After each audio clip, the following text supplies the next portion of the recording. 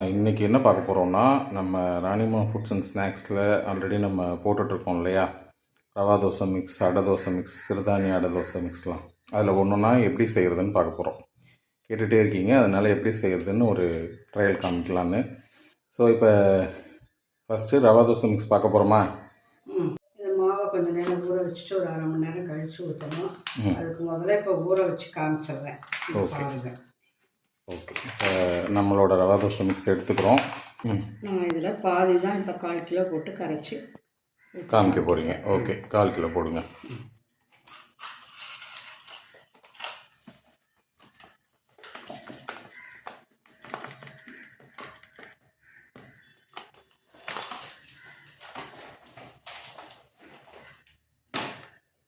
இதில் ஆல்ரெடி எல்லாமே போட்டிருக்கு. என்னென்ன போட்டிருக்கீங்க?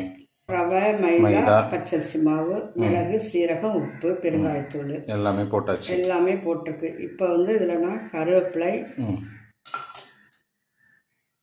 பச்சை மிளகாய், இஞ்சி, இது வந்து 1 ஸ்பூன் ஜீனி. எதுக்கு போடுறேன்னா தோசை முருகலாக நல்ல கலராக வருங்கிறதுக்காக. நீங்கள் கரைக்கும் போது இதையும் போட்டுக்கணும். ஓகே. ஸோ உப்பு போட தேவையில்லையா? உப்பு போட தேவையில்லை. இப்போ இதெல்லாம் கரைச்சி காமிக்க போகிறேன். ஓகே.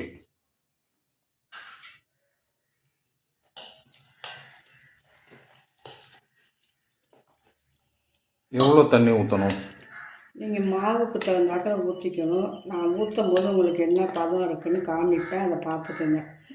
2 டம்ளர் ஊற்றிட்டு ஒரு 1/4 மணி நேரம் ஊறின பிறகு ஊற்றும் போது கெட்டியாக இருந்தால் நீங்கள் கொஞ்சம் அதில் தண்ணி ஊற்றிக்கலாம். இது நார்மல் வாட்டர் தான்னா, சுடு தண்ணி? நார்மல் வாட்டர் தான். தண்ணியாக தான் இருக்கணும் ரவா தோசைக்கு.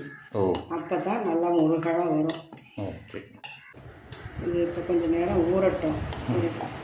20 நிமிஷம் கழித்து இதை ஊற்றி நான் காமிக்கிறேன். அந்த ரவா தோசை மிக்ஸ் இப்போ ஊறிடுச்சா? ஊறிடுச்சு.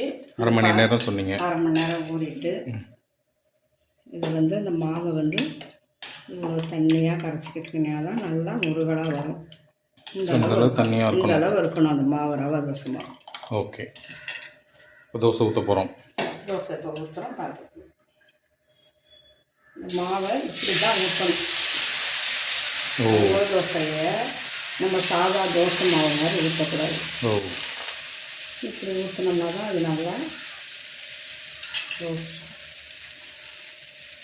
இதுக்கும் கொஞ்சம் தாராளமாக எண்ணெய் ஊற்றினாதான் நல்லாயிருக்கும். சரி, ஹோட்டல் ஸ்டைல். வெந்துருச்சா? வெந்துட்டு இப்போ எடுத்து காமிக்கிறேன். இது திருப்பி போடணுமா? அதெல்லாம் வேண்டாம். இப்போ ஹோட்டல் ஸ்டைல் முருகலான ரவா தோசை ரெடி. சூப்பராக வந்திருக்கு.